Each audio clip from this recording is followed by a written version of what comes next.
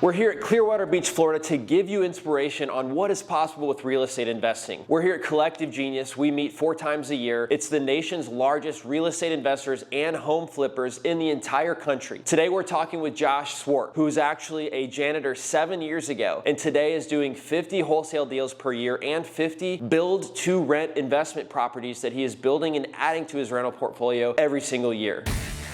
I think we should pick back up for where we just left off, where you said you could attribute $1 million from your social media in the last year. Yeah.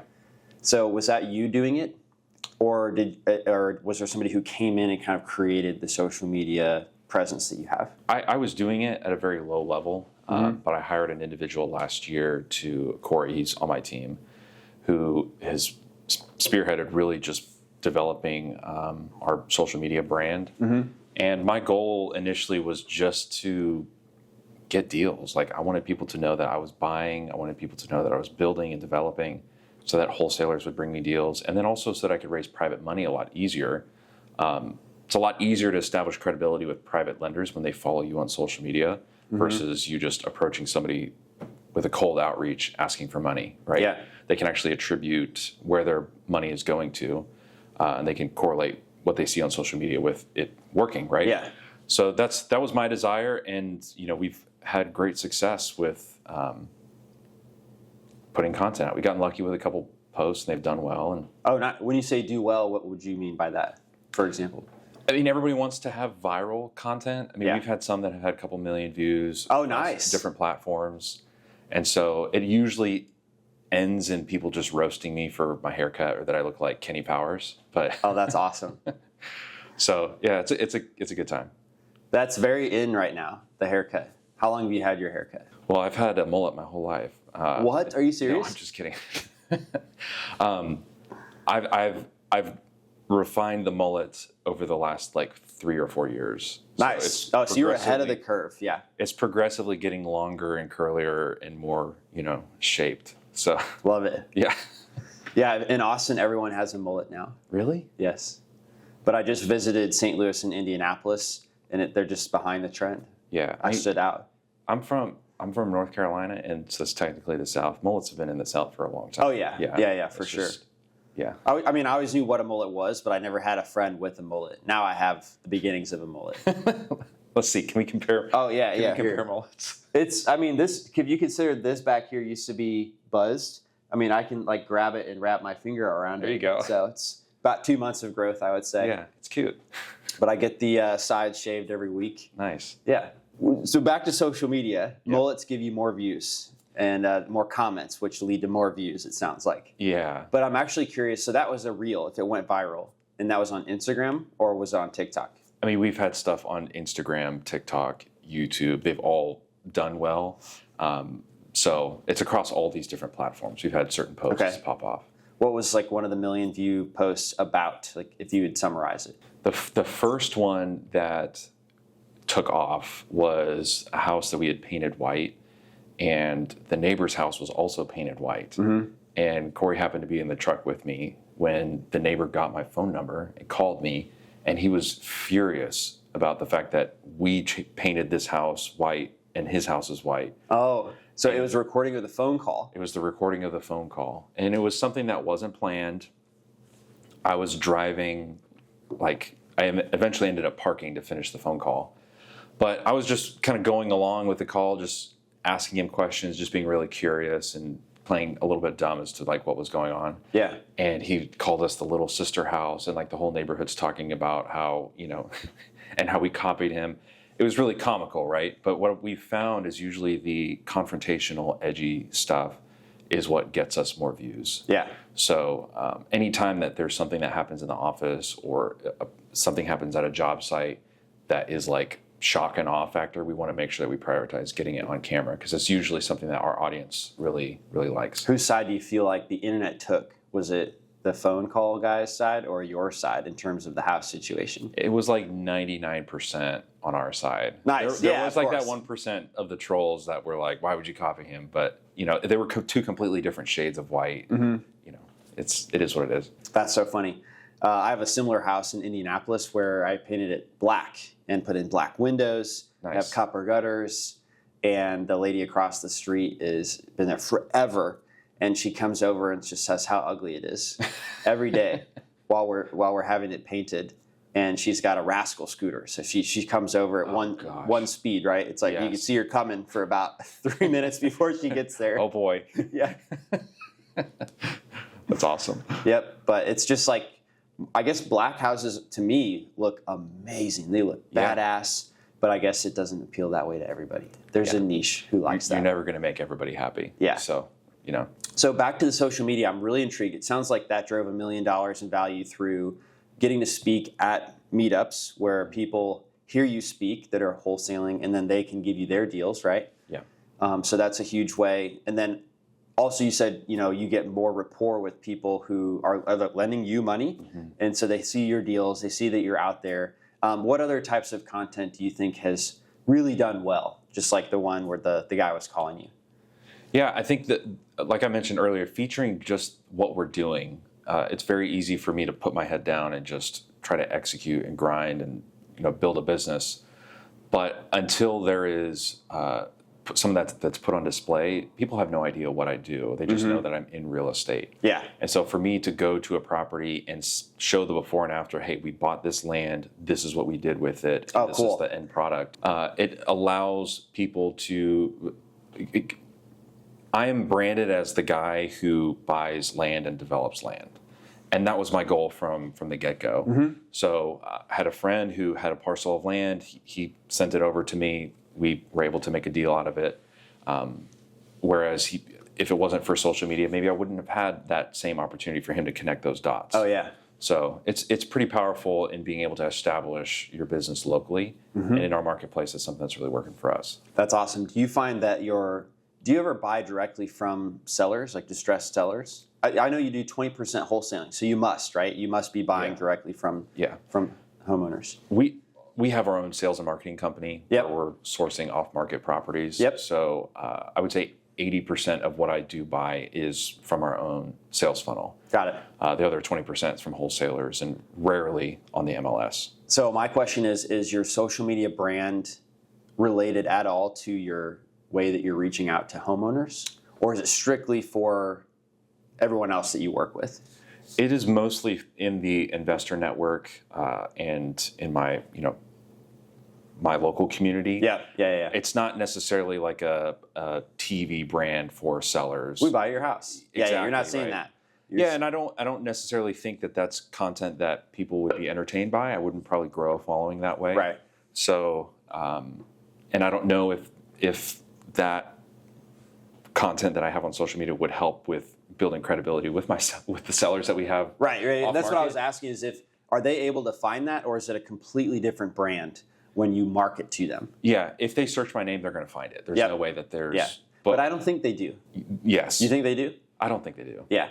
I think they'll search the website on the postcard, but I'm not finding that they search my name, or I'm not getting a sense that when I do my marketing, and I'm at a much lower scale than you, but I'm not getting a sense that they've seen my Instagram account. Yeah. But they'll look up David Homebuyer because that's the website I have on the postcard, and then that's my picture, but it doesn't necessarily say my last name or have the social media linked. Yeah, I would be curious to see if maybe doing like a test, if somebody knows David races cars and he's this investor and he has DealMachine, if that affects your ability to buy houses from people or if it hurts you.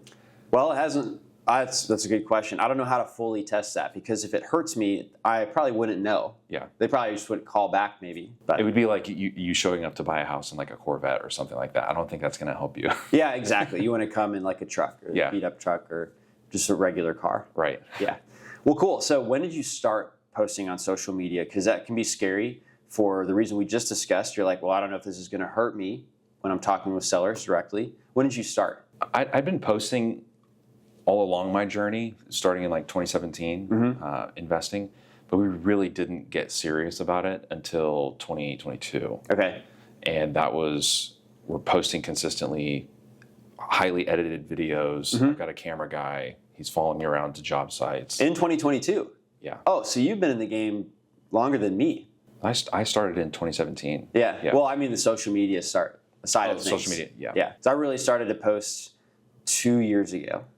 Wait, I'm And- sorry. I hired him in 23, January of 23 Oh, is okay. when he started. Got it. It's been basically 2 full years now. Yeah. Yeah, I'm sorry. Now, I we've had been those doing dates social wrong. media for about the same time then. Nice. Yeah. So that's great, man. So, okay. And then walk me back, actually, since you mentioned getting started in 2017. That's actually when I got started in real estate. Nice. Yeah. Where I read Rich Dad Poor Dad, I was looking for a rundown house. I wanted to build a rental portfolio that would cash flow, Yep. and I couldn't find one. And then I found out you have to go look for rundown houses. So I started that. Yep. Then I found rundown houses, but I wasn't reaching out.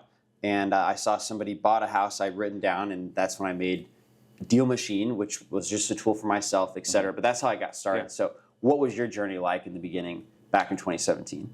Yeah, we had just moved to where we live now in 2017, basically starting from scratch. Which is Concord, North Carolina. Yep.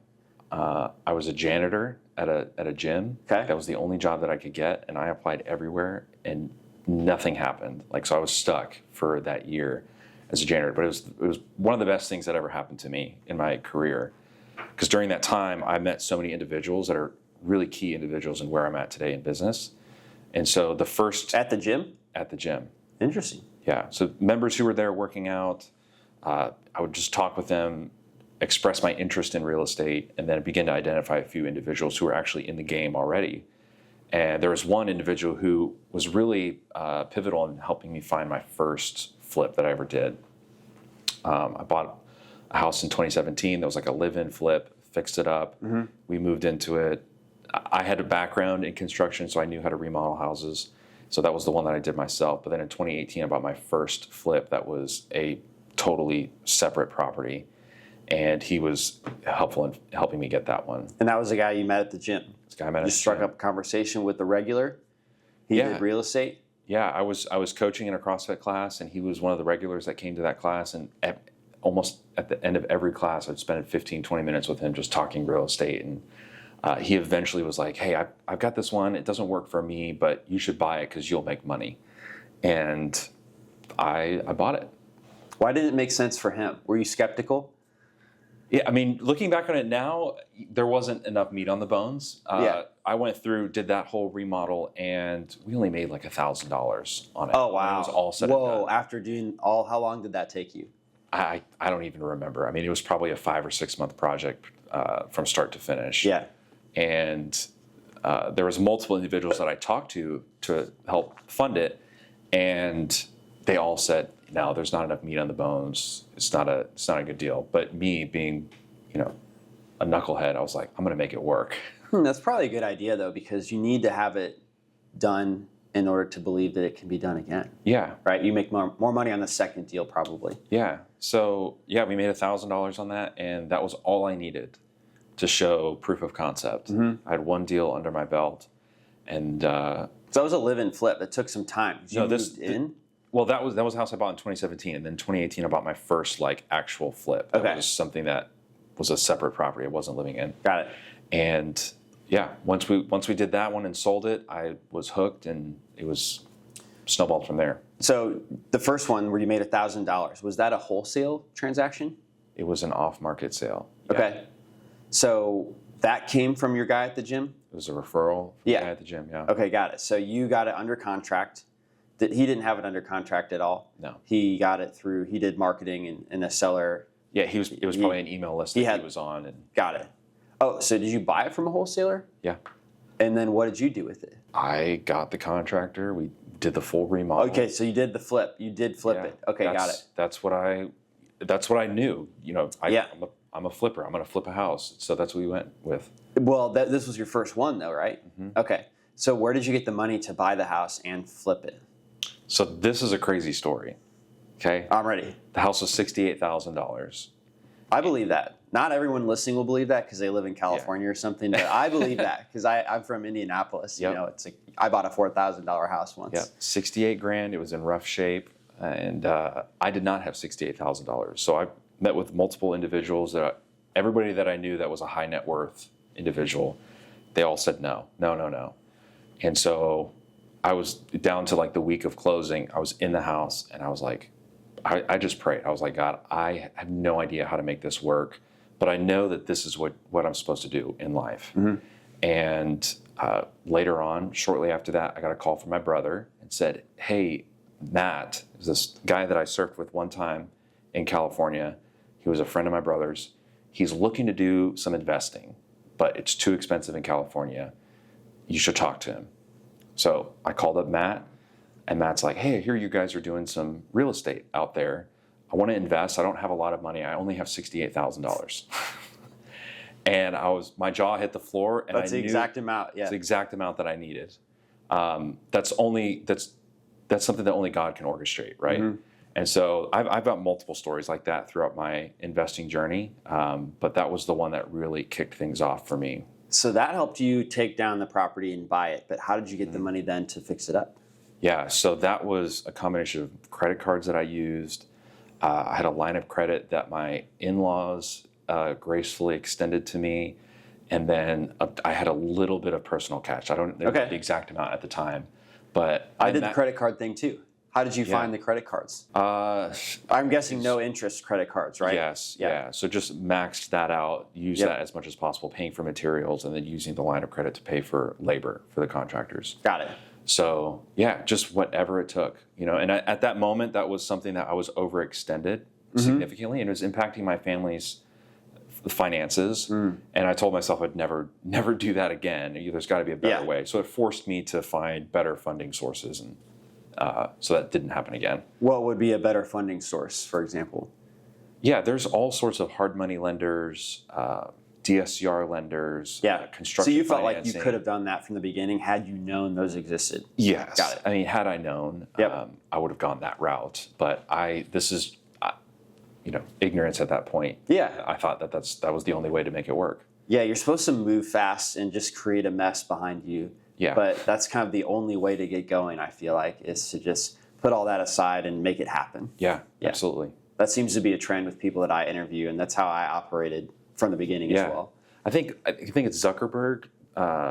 Their motto at Facebook in the beginning was "Move fast and break things." Yes, and then they changed it. Yeah, and then once they got bigger, right? Yeah, because what did they change it to? I don't know, but that's been the way that I've operated, right? I think I listened to a podcast where they mentioned that, and I'm like, that's it. But you get a certain size as a company where you can't move fast and break things because it's the ripple effect of that is detrimental, and so it's wise to change that at a certain point. But at the beginning, you have to. You have to be somewhat reckless to make things work. Like in Rich Dad Poor Dad, he talks about finding your team, your attorney, your accountant, and there's maybe one more.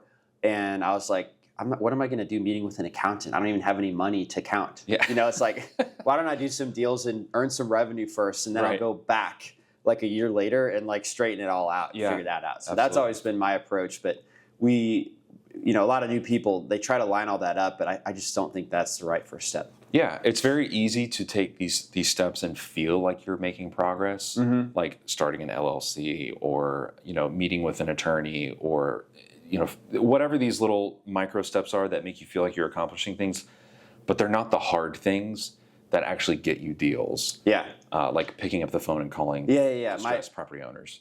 A mentor of mine always called that playing business theater. You create a logo, you've got a business card, you're kind of doing everything but doing business. Exactly. Yeah. So you don't want to play business theater. Exactly. So where are you now? That was 2017. How did you go? Because I know now you do lots of deals, probably above 50, maybe even towards 100, right, per year? Close to it, yeah. Yeah. And 80% of those are actually building new construction. Yep. Is it primarily build to rent? So of that bucket of our developments, half of them are build to rent, half of them are build to sell. Okay, nice. Yeah. And then well, actually, when you say build to rent, are you guys keeping them in-house as rentals? Oh, nice. Yeah. Dude, that's ideal because you won't have maintenance on those for like 10 years because everything's brand new, right? Yeah, in theory, your capital expenditures in the first 5 years or so are going to be minimal compared to a house. Okay. So, and then the other 20% is wholesale. Yeah, right? Wholesale, and we also do some wholesale where we close on property, take it to the MLS and sell it. Got it. Yeah, but no more large-scale remodels. We're out of that business. Oh, interesting. Yeah. All right, so you started with a flip, and then you did a live-in flip for deal number 2. So you've always kind of been a flipper, and now you're not doing remodeling at all. You're building from scratch on vacant land for Yep. 80% of your deals. Yep. So how did you evolve to that? So I built my first house in 2019. Mm-hmm. From scratch? From scratch, yeah. Wow. I had a mentor who really was pivotal in helping me learn the process. And at the same time, I was flipping houses and then started taking on more builds. 2020 was doing a lot of builds and flips at the same time. Mm-hmm. And the thing that was really the kind of the nail in the coffin for me on abandoning the fix and flips were all the inspection reports that I was getting from buyers when we were selling our flips versus the inspection reports on our builds was a night and day difference. And the amount of headache and stress that caused me on flips where we would go into something expecting to make 30 or 40 grand, and then all of a sudden those costs get overrun and that profit gets squeezed out, and then it gets to the point where you've got an inspection report and then more is taken out of it. And you invested so much time into this just to have what you were expecting to make be drastically different. Mm-hmm. It's not easy to scale. The flipping side. Yeah. But the building side for us was significantly more scalable. It's a lot more same repeatable type of work. Yeah. Probably, whereas like a flip has some houses that need a new sewer, some that need new drywall, but not all of them need the same new stuff, right? Exactly. So what we identified in the difference between the two is the build cost is the same, the house plans are the same, the comps are the same, depending on the city that you're in. So we just reverse engineer the process. The only variable in that is the entry costs of the land and some of the lot factors that go into getting everything to the point where there's a buildable pad.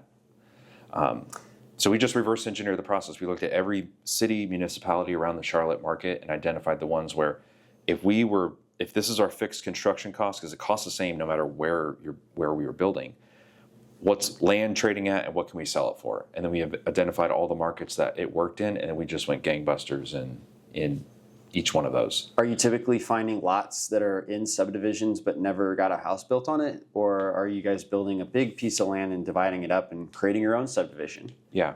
Our niche is the infill lot development. So infill is existing neighborhoods where there may be a house that was torn down years ago and it's just been raw land. Or it's a house with a large lot that we subdivide and create land. Or it's a house that we tear down and we subdivide it into multiple lots. Like that's been our bread and butter for the last 5 years. Got it. We are slowly venturing into the small to medium-sized subdivisions where it's 18, 21 units. But for the most part, the everyday stuff that we do is we find a house, it's got a large tract of land, we subdivide 2 lots off of it, we sell the house off as is, and we build 2 homes. That's our bread and butter. You find a house and you subdivide the lot. So there's an existing house, but it's a big enough lot to where you can build 2 homes on the part you chop off. Yes. Whoa. Yeah. That's huge. Yeah, we do it all the time. And that's in a subdivision? Well, first of all, when you said infill lots, and I just want to make sure I understand, because I've never done new construction, that's very intriguing to me, actually. So I thought infill lots was just like a subdivision that had a vacant lot. You're saying you buy a house and you chop off part of its lot. Everything that I lump into infill development, it's in existing older neighborhoods. Okay, so there's obviously just big lots. Yeah, so it may those be a neighborhoods. neighborhood where there's large lots, neighborhood where a house was torn down. It's any one of those factors is what I would lump into infill development. Thanks for listening to the DealMachine Real Estate Investing Podcast. Please leave us a review and follow along wherever you're listening to your podcast.